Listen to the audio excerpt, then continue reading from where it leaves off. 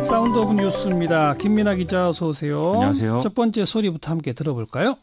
핵시험장을 폐기하는 의식은 5월 23일부터 25일 사이에 일기 조건을 고려하면서 진행하는 것으로 예정됩니다. 초청받은 기자들은 22일 베이징에서 전용 비행기로 다른 외국 기자단과 함께 원산 갈마 비행장에 네, 우리 기자도 이제 가려고 하는데 근데 아직 북한은 우리 기자 명단 접수 안 하고 있다면서요? 그렇습니다.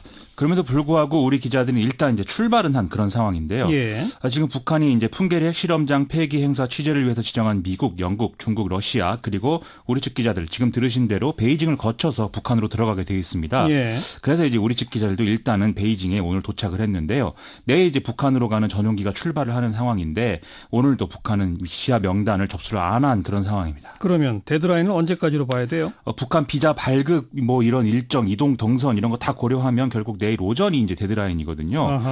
북한은 내일 오전 11시에 베이징의 북한 대사관에 외신 취재진 집결을 이제 공지한 상태이기도 하고요. 원래 이제 오늘 오후 4시 마감인 판문점 연락 채널을 좀 연장을 해서 이 접수에 관련해서 북한을 좀 설득해 보려고 우리 당국이 또 노력을 했는데 예. 또 북한 일방적으로 마감해 버린 그런 상황입니다. 그러면 우리는 어떻게 해야 되는 겁니까? 만약에 이대로 통지문 접수가 안 되면 마지막 수단은 이 베이징 북한 대사관에 직접 그냥 가서 비자 발급을 해달라 그렇게 요구하는 것이라고 하거든요. 예. 근데 이것도 지금 상황에서는 뭐 쉽지는 않을 것 같습니다. 왜 이러는 거예요, 북한은? 일단 뭐 북한의 의도에 대해서는 결국 미국을 설득해 보라는 거 아니냐 이런 분석들이 많이 나오는데요.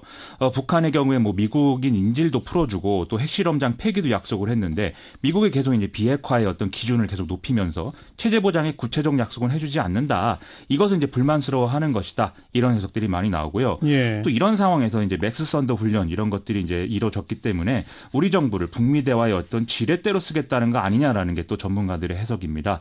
어쨌든 문재인 대통령은 오늘 미국으로 출국을 했고요. 내일 도널드 트럼프 대통령과 정상회담을 진행할 이제 예정인데 이런 상황에서는 참 어깨가 무겁다 이렇게 봐야 되겠죠. 하루하루가 아슬아슬하네요. 그렇습니다. 트럼프 대통령이 근데 그 뭐 리비아식 모델이 아니다라는 식으로 명확하게 말을 또 했잖아요. 트럼프 대통령도 좀 초조할 수밖에 없는 상황일 것 같아요. 그렇죠. 뉴욕타임스 보도를 보면은요, 트럼프 대통령은 지난주에 북미 회담을 이대로 계속 진행해야 하는 거냐라면서 이제 참모진들에게 좀 공격적인 태도로 자문을 구하는 그런 모습도 보였다고 합니다.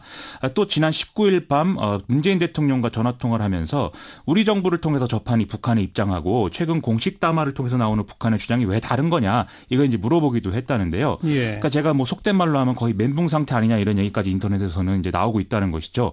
한편 홍콩 사우스 차이나 모닝 포스트는 최근 트럼프 대통령이 중국의 통신업체인 GTE 제재 완화를 결정한 것은 북미 대화 국면에서 이제 중국의 지지를 획득하기 위한 것이다라고 이제 해석을 하는 그런 보도도 나왔고요. 네. 또 미국 언론인 폴리티코에 의하면 대북 매파로 잘 알려진 존 볼턴 백악관 국가안보 보좌관이 뭐 비선 라인을 통해서 인사에 개입했다.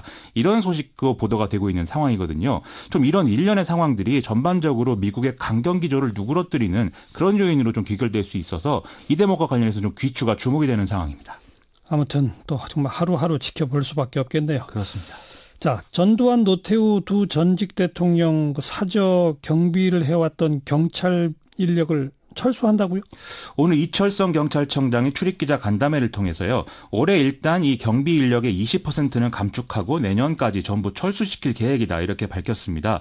이에 앞서 시민단체들은 지난 17일에 두 전직 대통령에 대한 경호 경비에 이 경찰력 투입을 중단할 것을 요구하는 청와대 국민청원을 올리기도 했는데요. 예. 이 국민청원에 현재까지 1만 1천여 명이 넘는 사람들이 동의를 하고 있는 상황입니다. 이게 법적으로는 어떻게 되어 있는 거예요? 현행 법령을 보면은요. 대통령 경호처가 퇴임한 대통령을 기본 10년, 최장 15년간 경호하도록 되어 있고요. 이 15년이 지난 이후에는 이제 경찰이 경호 경비 업무를 넘겨받도록 그렇게 되어 있습니다. 예. 그런데 이걸 또 언제까지 하라 이런 규정은 따로 존재하지 않는 상황이라고 합니다. 그러니까 언제까지 하라는 게 없으니까 그냥 계속 해왔다는 거 아닙니까? 그렇습니다. 그럼 이번에 철수한다는 건 어떤 근거예요? 결론적으로 말하면 이제 경찰 자체 판단인 건데요. 경찰은 두 전직 대통령의 사저 경비에 대한 뭐 반발 여론 이런 것보다도 2023년 의경 제도가 완전히 폐지되기 때문에 의경 부대 인원이 감축될 수밖에 없다. 이 점을 고려했다라고 설명하고 있습니다. 다만 사저 경비 말고 이제 경호의 경우에는요. 현행 법령을 보면은 전직 대통령이 아닌 경우에도 주요 인사를 경찰이 경호하도록 그렇게 돼 있거든요. 있거든요. 예. 그래서 경찰은 경호 인력을 줄이긴 하겠지만 이게 완전히 철수하는 것은 어려운 상황이다라고 또 해명을 하고 있습니다. 그럼 법적으로 좀 명확히 좀 규정할 필요가 있는 거예요? 오늘 이철성 경찰청장은 일단 행정안전부의 경우에는 전직 대통령이 갖고 있는 정보의 중요성 그리고 사회적 혼란 이런 것들을 좀 우려해서 경호나 경비를 아예 폐지하는 것에 대해서는 유보적 입장이다라고 강조를 하면서 근본적으로 문제를 해결하려면 역시 법을 바꿔야 된다 이렇게 좀 설명을 했습니다. 그리고 지금 법에 의하면은 경호 경비의 경우에 전직 대통령이 탄핵을 당하거나 금고형 이상의 형이 확정이 돼서 다른 예우가 박탈되더라도 유지되도록 돼 있다. 이 부분은 좀 비합리적이다라는 이제 지적도 있는 상황이거든요. 그래서 이런 부분에 대해서는 좀 사회적 합의와 논의가 필요한 대목이라고 생각이 됩니다. 재논의해봐야 되겠네요. 그렇습니다. 다음 뉴스는요? 오늘 이제 민주노총이 국회 앞에서 집회를 열고 여당 후보들 선거 캠프도 점거했다 이런 소식이 전해지고 있는데요. 민주노총은 오늘 국회 앞에서 기자회견을 연 이 장소에서 국회가 최저임금의 정기상여금과 숙식비까지 포함하겠다는 최악의 계약을 시도하고 있다 이렇게 주장을 했습니다. 예. 국회가 논의하는 대로 이 산입 범위가 확대될 경우에는 현재 기준으로 최저임금이 1만 원이 되더라도 실제로는 8천 원 수준으로 떨어진다라는 것인데요.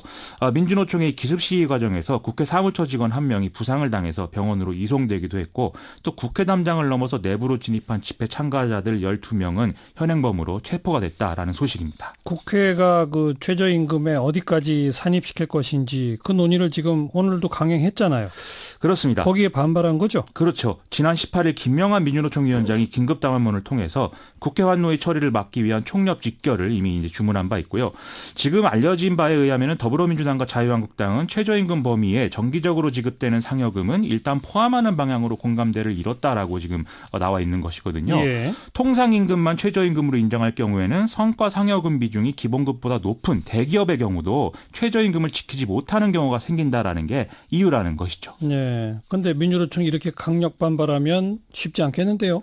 오늘 국회 환노위는 노사정위원회법 그리고 근로자퇴직급여 보장법 개정안 이걸 심사해서 일단 통과를 의결한 상태고 약 6시 정도부터 산입범위 관련 논의를 지금 진행하고 있는 상황이긴 한데요.